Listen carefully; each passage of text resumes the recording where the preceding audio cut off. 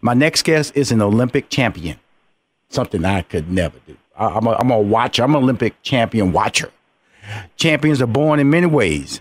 Now, to become a U.S. Olympic champion, it takes many personal sacrifices and a journey.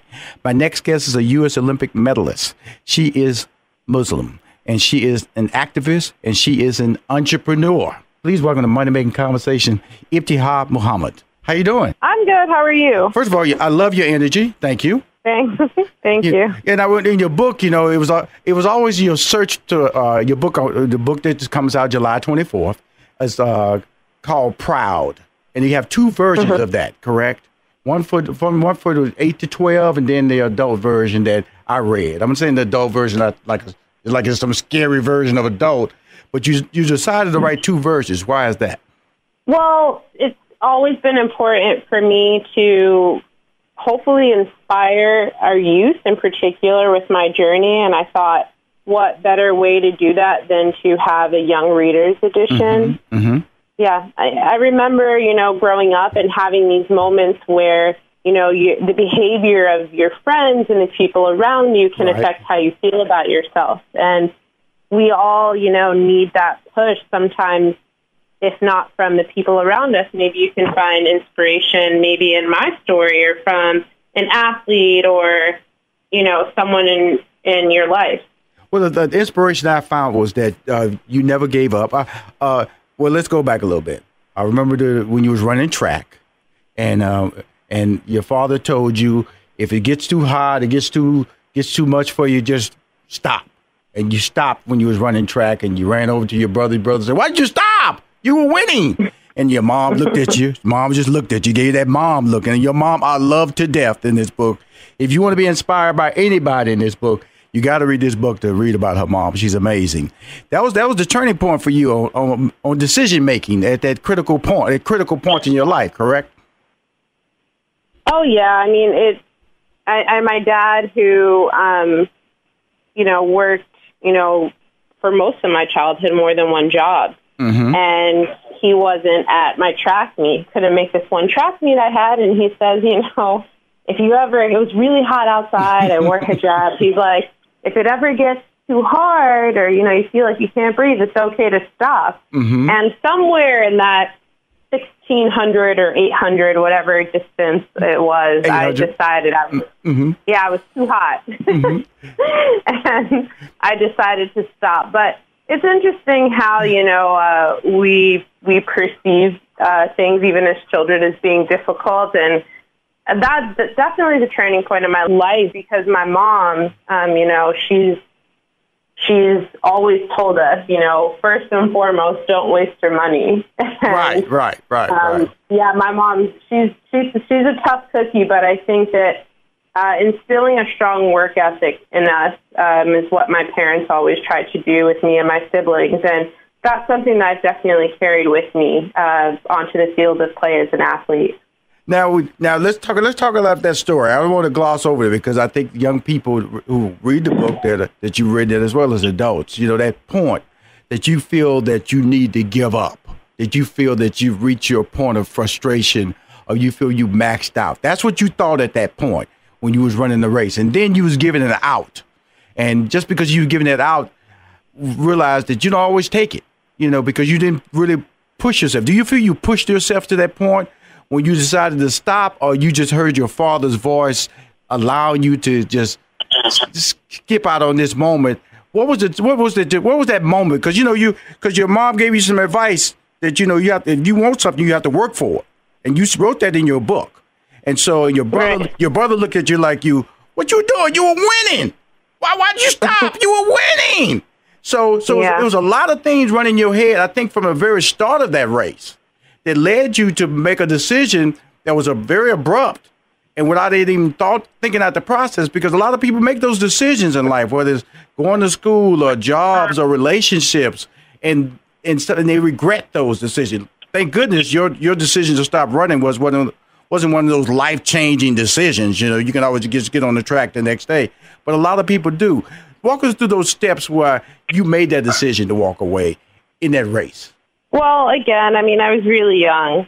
This is pretty early. I'm not even sure I was in middle school yet. Mm-hmm. And I think that particular situation, if you're young or old, we can all, like you said, you can learn from. Right. I've had moments like that throughout my career where I feel like maybe something is too difficult or this situation might be too hard. And of course, it may be easier to walk away. As one of very few athletes of color on the United States fencing team, and as the only Muslim woman in hijab on the United States Olympic team, there's no part of my story that's ever been easy. I know. And a lot of it has to do with, traveling this road that not other people who look like me have done before. So you do reach that kind of crossroad in your life where you say, okay, I haven't seen it done before. I'm not sure it's possible. I know that it's going to be hard. And it's much easier to say, okay, I'm not going to do it because it's too difficult, or I'm not sure if it's possible. And my entire life has been a leap of faith. And I think that my faith in my journey having more purpose than just it being about me has led me to have this type of tenacity to keep pushing forward and to be proud of who I am and be proud of my skin and be proud of my hijab and say that this is who I am, and I don't really care if you like it or not. I'm going to create a seat at the table, not just for me, but people who look like me. And that has been something that I've been very steadfast and determined to do from the time, I really set foot on the fencing strip at 12 years old. Now, it's interesting you're saying that because of the fact that you have a fashion line, and it's called Luella, right? Yep, Luella, after my grandmother. Your grandmother. I went to the website and I went, wow, this looks very good. Looks very, very fashion forward. And so what made you go into that line? Because, this is just me. I'm going to just say this, because reading your story, you constantly wanted to have fun. You constantly want to be a regular person, but your lifestyle, people always wanted to treat you different when you walked in the room or had snide remarks or bullied you, especially in your middle school and your high school years. And then you come out with a fashion line. And we're going to talk about the doll in a minute, but let's talk about that and the importance of designing that and laying out a footprint of who you are and what people can do in this lifestyle. Yeah, so as a sports ambassador for the U.S. State Department and also as a public figure within the Muslim community for a really long time, I've had, events where I'm speaking in front of, 1,000, 2,000, 3,000 people. And as a Muslim woman, I want to be modest in what I wear. Right. So I struggled to find fashionable, modest options in the U.S. market, to be honest. And I was ordering a lot of things from overseas, and I just kind of arrived at a point in my life where I'm like, you know what? There's a void. There's a need for this in the United States. Nobody's doing it well. And my siblings and I decided that we would do that. So we literally started our company in Los Angeles, a leap of faith, and really out of necessity. It was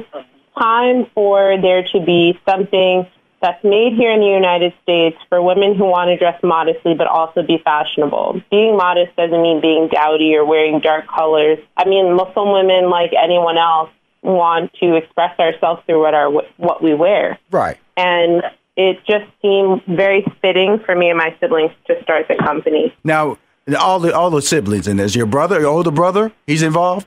He is. For a really long time, he oversees the production side. Good. So I've read your book now. Your brother, So he's a great character in the book as far as stepping up for you, especially when that young man bullied you and pinched your arm real hard. He's right there with you. Oh yeah. He was great for sticking up for us when we were younger. Well, we're going to take a break right quick, and we're going to come back, and I want to talk about that dramatic moment when you made two decisions, one to walk away from fencing and one to change your major. Those are two major decisions that made you who you are today. And we'll be right back with Money Making Conversation. She's fantastic. She's an Olympic champion. And guess what? I'm talking to her on Money Making Conversation. Keep winning. Hi, this is Rushion McDonald.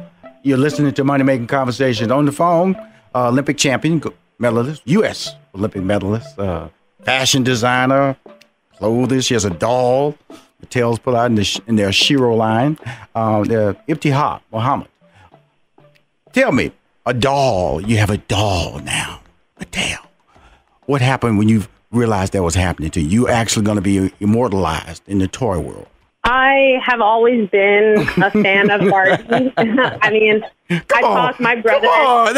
I know you were psyched, right? When they showed it to you, you was pumped up, right? To be completely honest, I cried. I mean, I didn't know.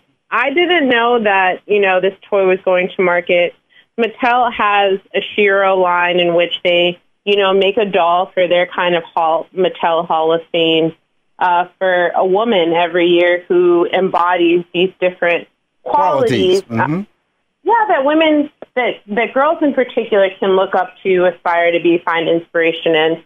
So I thought that, it's great to be a part of this long line of women like Ava DuVernay and Ashley Graham. And that was an honor in itself. But to find out that my Barbie doll, which is the first doll in hijab and also the first Spencer that Mattel will have on toy shelves. To be honest, it brought me to tears. I grew up playing with Barbie. Barbie was a huge part of my life. It allowed me to view myself in a way that very few other things in my life did. It allowed me to escape from my older brother who bullied me at times. It allowed me to be a firefighter, to be a doctor, to be a stay-at-home mom. I had a Corvette. I had a 3-story house with a pool on the roof. I had all these cool things with my Barbie doll. And I think what was most important about my doll play as a kid is that my mom only bought brown dolls for me and my sisters. Right. And that was her, small way in ensuring that her daughters saw themselves represented even in something as simple as doll play. So I'm, again, very honored to be a part of the Mattel company, especially in this really important moment. For a company to choose to be inclusive, to choose to be diverse is revolutionary. There are a lot of people, especially, with this presidency, who aren't choosing that side of history. So I'm very appreciative. Okay, so you got a fashion line, Luella, named after your grandmother. Now you're part of the Shiro doll line. Okay, so these things are happening to you, young lady. And you did, but you walked away from fencing. Why? You're referring to me walking away from fencing when I was in college? Yes, ma'am. I like anyone at that time in my life, wanted to experience college in all of its capacity. When you're a student athlete at, one of the top 5 schools in the country, it's very difficult to balance, academia, athletics, and a social life. And being in a space as a minority athlete, I was the only Black person on my fencing team. It was hard. It was difficult. And I think after 3 years of fencing at Duke, I just needed maybe a bit of a reprieve, also to just kind of enjoy my time away from, everything, being in North Carolina for that last year. And so you walk away from it in college. I should have established that time frame from me, because you went like, okay, when is he talking about I walked away from today? But the thing about it is that you did graduate with your degree, but it wasn't the degree that your parents thought you should be graduating with, because they had a plan for you to be a doctor.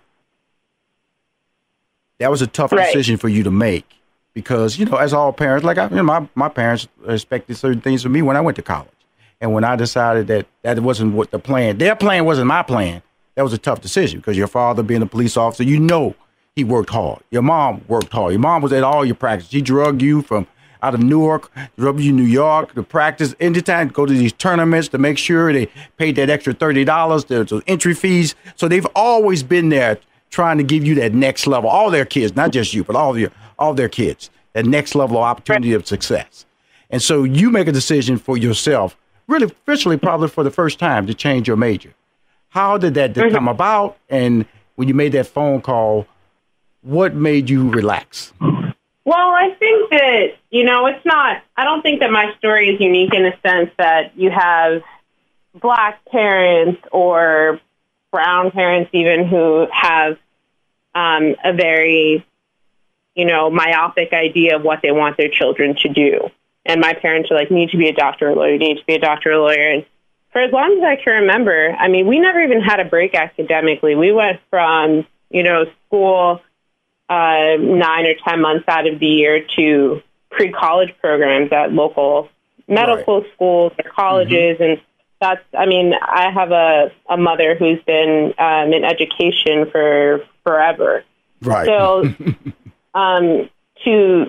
to have this mindset of, okay, I'm going to be a doctor for my entire life, when I got to school, I realized, wait a second, this isn't, my dream. I think this is more of my parents' dream. And it took me a long time to arrive at that realization.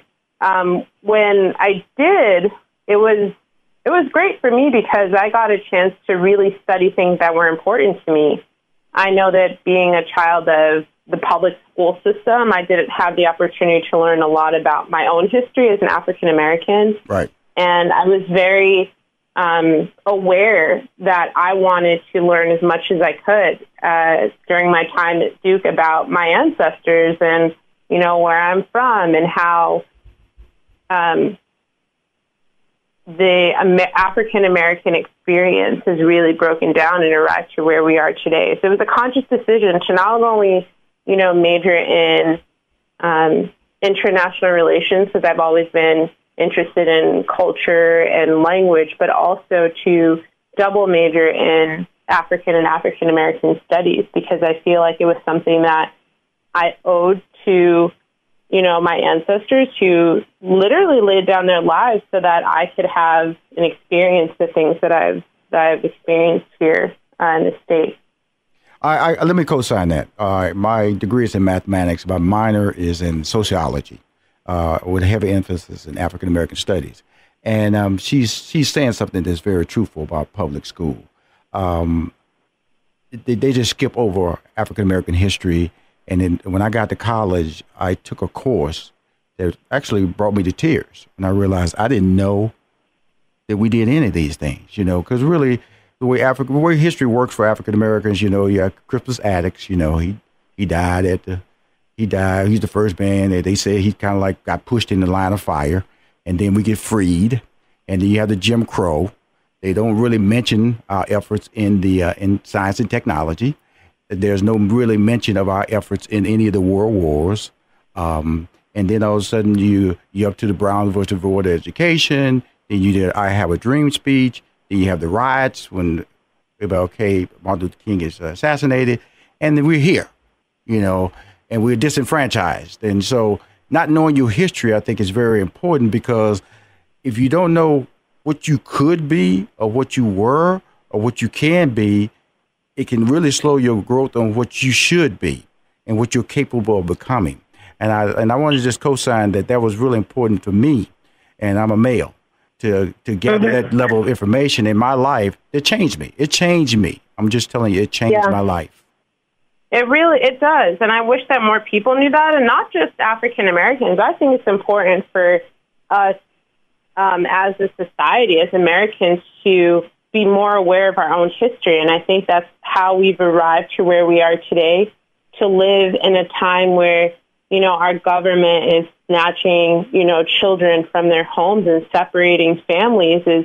It's bizarre. And a lot of people are saying, like, how does this happen? And it's like, well, if we take a few steps back and we really look at our history and the things that and the atrocities that our government has committed, then I think it would be easier for us to understand how we arrive in this moment. Really quickly, I went to Rwanda last summer on like a service trip for the State Department and with a nonprofit.